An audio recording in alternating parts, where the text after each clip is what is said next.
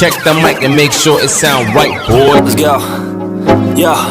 I'm like an addict, do I gotta have it. I ain't even playing, got a really bad habit. If it moves, gotta grab it. Fuse like a magnet, lose, won't have it till I'm doomed in a casket. I ain't playing, got a weird mind. If you work 8 hours, I'ma work 9. If the shit tastes sour, you should taste. I don't ever slow up, no I don't take sh**. I got no love for the fakeness if you wanna play. Kumusta na mga idol? Ang pag-uusapin natin ngayon ay tungkol sa kalbo. Ano masabi? Gusto ko kalbo kaso na hindi marunong yung nagugupit.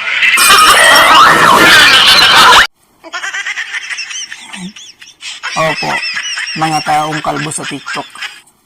Huwag na nating patagalin mga idol.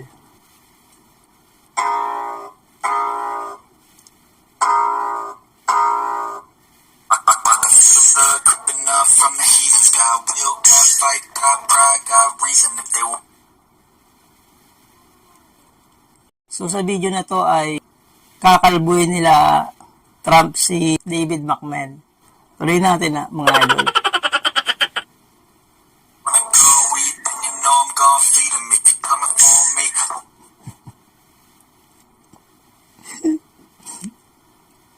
Naalala ko nung kabataan ko pa tuwing makikita kong lumalabas to sa wrestling, natatawa ako. Alam mo yung pag naglalakad siya lakad pa lang natatawa na ako Yun, nagpapatawa na naman, di ba? Tuloy natin mga idol. Oh, demon, I got eyes in the back of my head, I'm seeing. Take me for granted and you know I'm leaving. I'ma take what's mine with the webs. Wait lang. Bakit di siya pumapalag, di ba? Pwede ka naman pumalag. Talaga naman, nagpapatawa talaga siya. Kalbo. Tuloy natin, guys. Keep your eyes closed. When I tell you to open, open. Are you ready? Ready? Open. No, look at the camera. Look at what I did. Oh my god! You shake your head? Yeah. You look so ugly. Why would you do? What? Oh, you look ugly with hair anyway. Are you serious? Ano nangyari doon? Diba? Siguro yung app ng TikTok lang yun diba? Kalbo siya, pero ang totoo, sa personal ay may buhok pa rin. So yung app lang ng TikTok ang nagpakalbo sa kanya. Tama ba guys? Tuloy natin. Cut only a little bit, okay? I want fade, and then cut up the side a little bit. We're done, yo.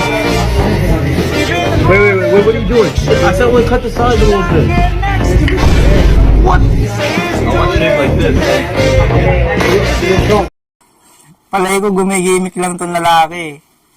Sa tingin ko dito, ang unang usapan, kalbo talaga. Kasi meron pa ako na napanood na isang video na kinalbo rin siya. Tapos kunwari sinasabi niya na hindi dapat kalbo ang gupit niya. At kamukha niya yung lalaki niyon, kaya palagi ko isa lang yung lalaki na to. Pero wait lang guys. Di ba dati barbero ako? Sa mga barberong nakapanood nito, baka magaya kayo sa akin. Yun ang trabaho ko guys barbero ako dati. Nangangarap ako maging YouTuber kaya nag-shift na ako. 17 years ako sa paggugupit guys. Gusto ko na maging YouTuber sana.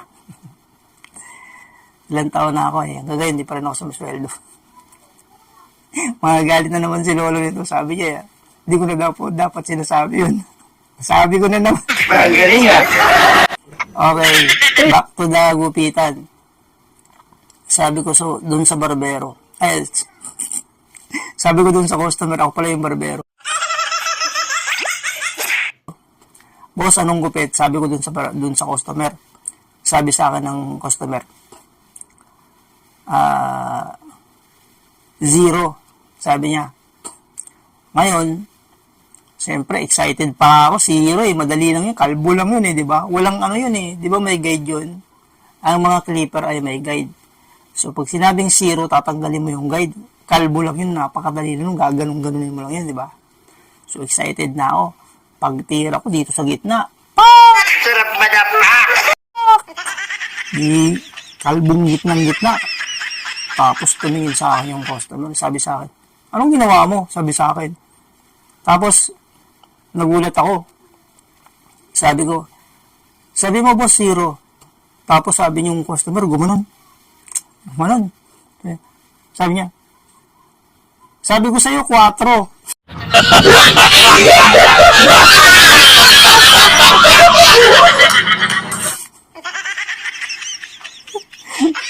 Sa mga hindi nakakaintindi, pag sinabing 4, yung talim ng clipper, lalagay mo yun ng sapin na guide na ganito kalaki. Mga ganyang kalaki yung 4 eh.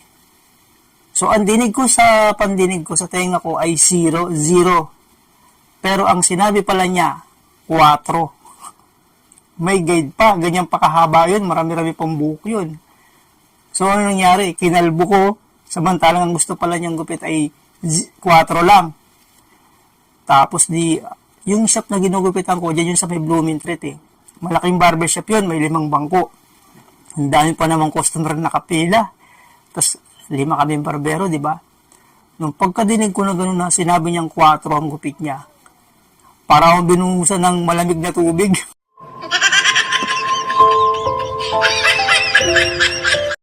Nanlamig ako sa iya, guys. At alam nyo ba kung anong reaction ko? Ewan ko sa'yo. Dahil napaya na ako, di ba? Nakatitig sa akin yung customer eh. Sabi ko, boss, tuloy na po natin kasi nasimulan na eh. Sabi ng customer, ginawa mo kung parang bibitayan eh. Kung ikaw kaya ang bitayin ko, sabi sa akin.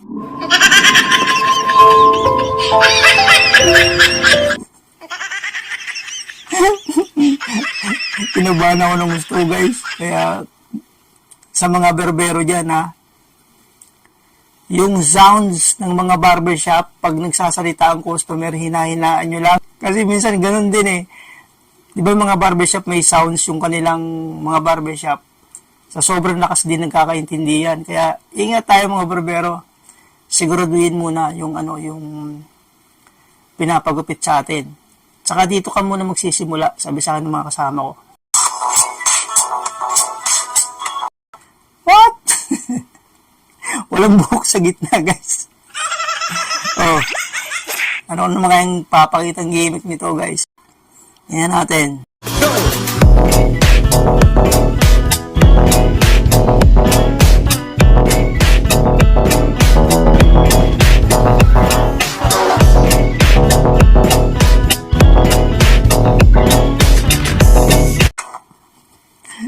Ang lupit ng mga moves, guys, eh, no? Smooth na smooth, eh, no?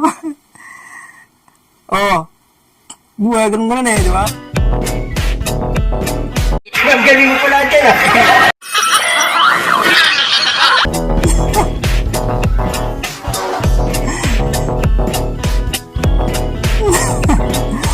Smooth na smooth yung kanyang, galawan, eh. Adjust ko nga pala yung aking ilaw, pero okay na yan. Nakalimutan ko na ayusin. Andiyan na yan, inaayos ko pa yung, tinitimpla ko pa yung ilaw ko eh. Pero, nag-start na ako ng video natin. Di ba pala natatapos yung ina-adjust kong ilaw. Okay na yan. Yung mga tito, daddy, lolo natin dyan na medyo manipis ang buhok. Ayan meron ng solusyon. Tuloy natin mga guys. Mga guys.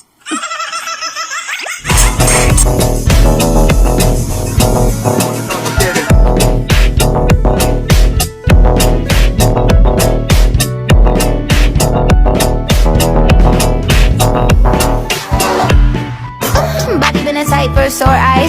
I just need a wood like Fortnite. This hot pink, this off-white. Talk money then or talk nice. Babae siya pero yung kanyang gupit ay kalbo.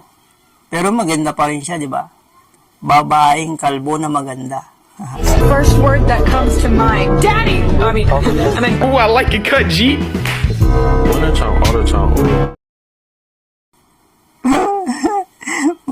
Ang bira kasi. Magpapagupit ka, yung pala kalbo ka na.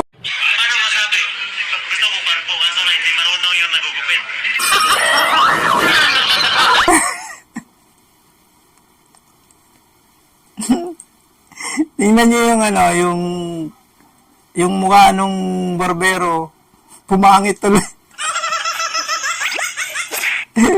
Tuloy.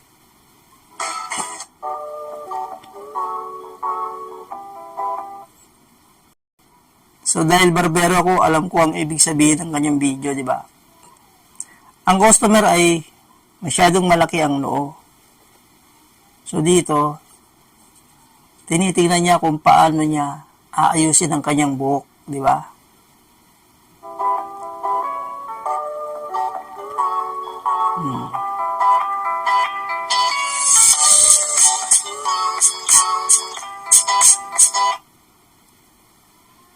Tama ba? O tinatansyahin niya yata kung anong diskarte gagawin niya, di ba? So, bakit niya tinali ng pagganon? Yun ang hindi ko maintindihan. Bakit niya tinali? Di ba?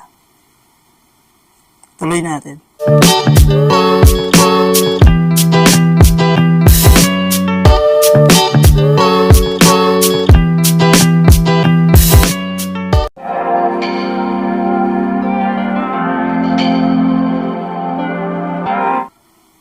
So yun na, kung kayo ay medyo malaki ang noo nyo, napanood nyo na sa video ko, screenshot nyo na lang, di ba? Kung anong gupit ang ipapagawa nyo sa mga barbero nyo. Speaking of barbero, shoutout kay Bainad TV, isa rin yung YouTuber guys. Kaya Tolin Atencio, shoutout. Get a haircut like Good one. Pansin nyo na ba? Kalbo ka. Tapos ang gusto mong gayahing buhok ay yung mahaba ang buhok. Parang si Aquaman yata, di ba? O ano reaction ng barbero, di ba? Niloloko tayo itong na to, customer na to, no?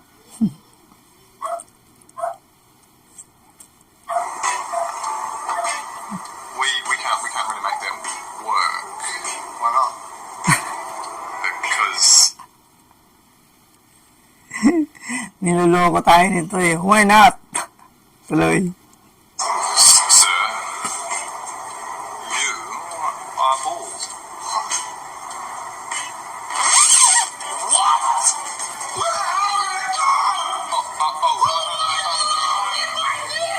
Sorry.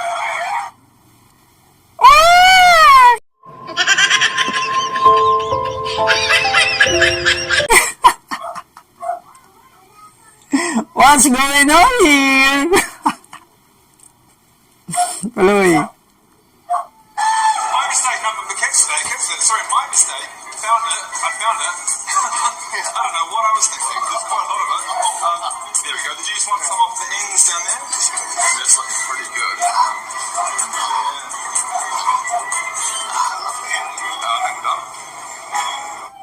What was that, man? Come on, man. Mukhang up na naman sa TikTok yun, ah. Kalahin mo naging long hair, eh, di ba? Tuloy natin, guys.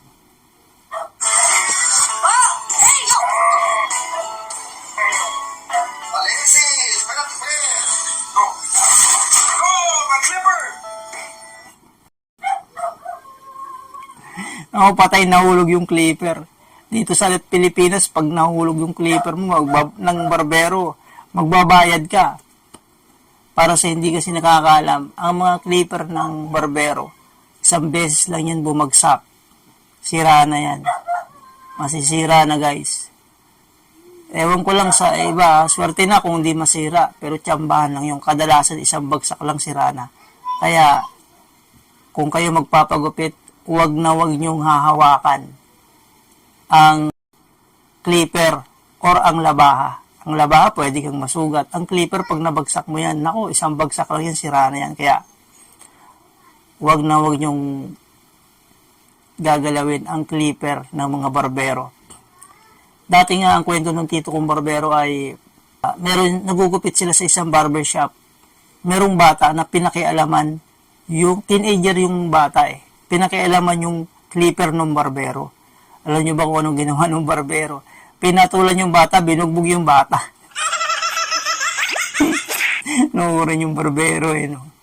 Eh kasi mahirap din bumili kasi ng panggupit na or ng clipper kasi 5,000 ang original niyan eh. Swerte na kung makakuha ka ng medyo mura-mura na medyo may kamahalan talaga ang clipper, guys. Kaya wag na wag niyong pakikialaman.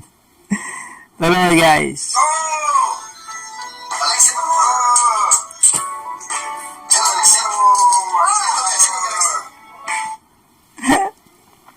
Umaangal na yung barbero, yung clipper daw niya.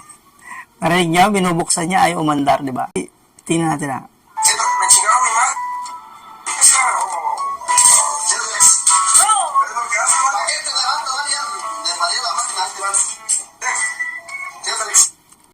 Yung ibinigay niyong clipper ay sa tingin ko ay reserva yon, guys. So narinig ko pinapaandar niya, ayaw nang umandar eh.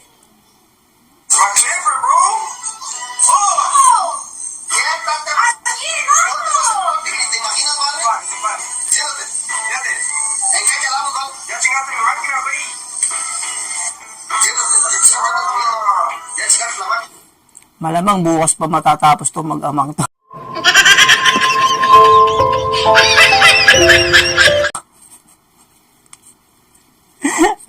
Ayaw magpagupit ng bata eh. Hindi niya alam, unti-unti na siyang kinakalbo ng tatay niya. Ano masabi? Gusto ko kalbo, kaso lang hindi marunong yung nagugupit. ¡Ey, no! ¡Va! ¡Mira todo lo que importante! El resultado va a ser al final, señor. Espérate. ¡No! ¡No! ¡Aquí! ¡Bro! Importante is mahal na mahal yung kanyang buhok eh, no? ¡No! ¡Mi pelito! Alexis, siéntate. ¡Mi pelito! What happened? Everything you live. So, how much about it? Yo, bro, just cut my hair, bro. Shut up and cut my. Kwento ng kwento yung barbero, hindi pa nagsisimula. Naalala ko nung nagugupit pa ako sa barbershop eh. Kapag yung mga kasama kong barbero nagkukwentuhan, minamastayin ko yung customer eh. Kadalasan niya nyuyo ko eh. Pero nagagalit na yun. Slay.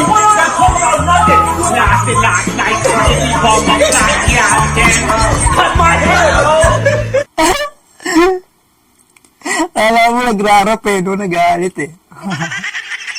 Tuloy. I just want a haircut, bro. I look bad, bro.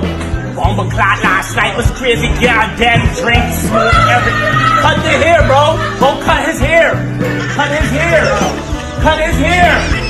Cut his hair. He is just ass. Cut his hair. Yo, bro.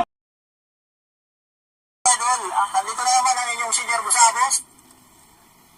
So dahil ang video natin ay tungkol sa gupitan na nakakalbo, di ba? So ito yung nagprank ako sa barbershop. At panoorin nyo kung anong nangyari sa dulo. Gagawin natin sa video ito ay magpa-prank tayo ng barbero, guys. Demonyong to?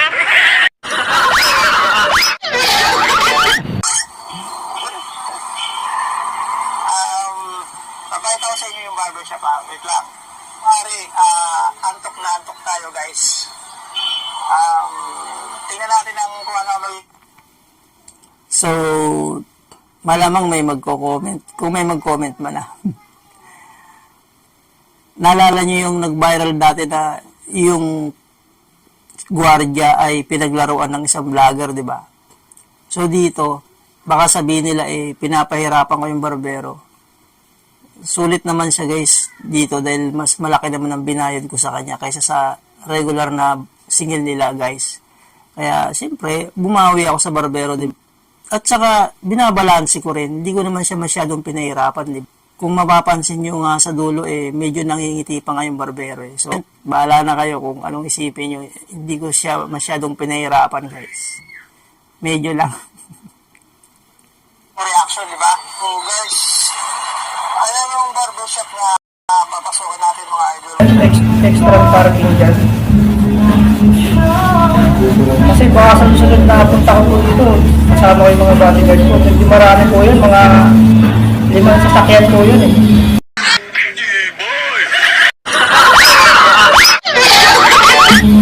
Pangalan ko yung akin.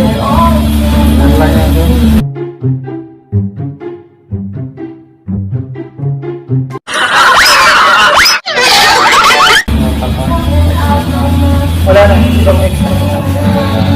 Sige, gagawin ko para. Ay, kayo po yung Supremo. Ay, hindi po. Mga anong oras po ba nagulupit yung Supremo dito? Sabi ko sa barbero kung siya ba yung Supremo. Kasi matagal ko nang gustong magprank sa Supremo Barbershop. Sabi ko, hahanapin ko si Supremo.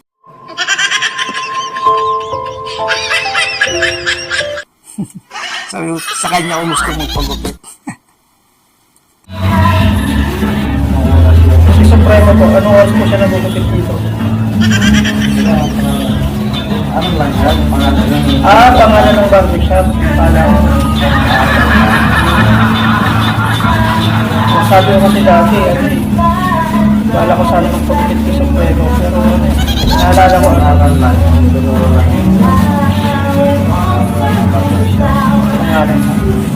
Kano ba? Tigboy kayo eh. Paano masabi? Gusto ko barbo, kaso lang hindi marunong yung nagugupit. Sabi ko kasi doon sa barbero, mukhang chickboy kayo eh.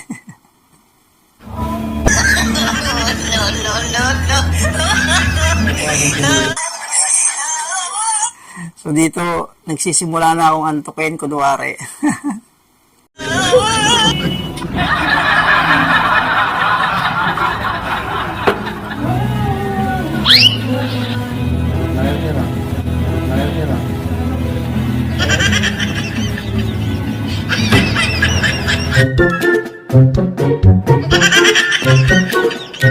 Dito, sinasadya kong papangitin ang mukha ko para matawa yung nanonood.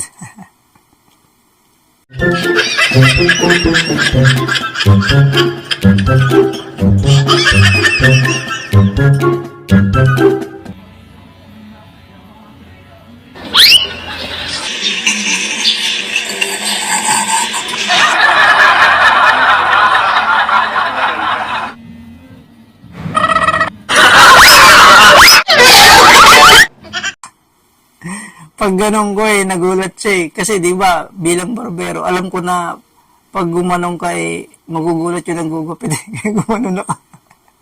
Nagulat yung mga tiyong makina niya guys eh.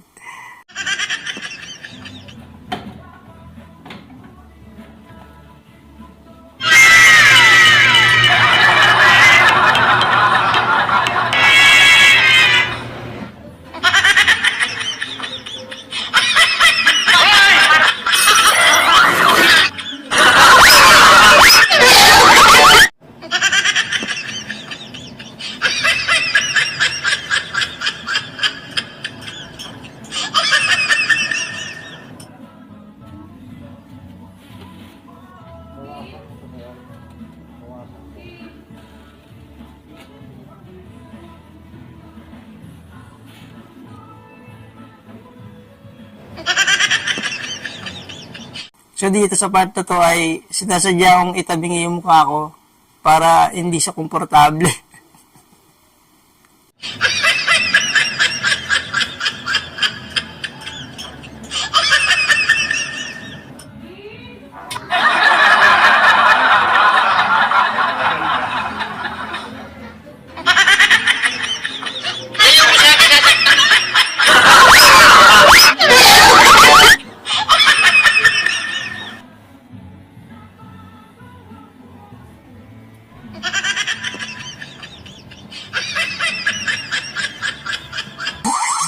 So yun, tulog na ako, di ba? Ayan na, nagalit na yung barbero.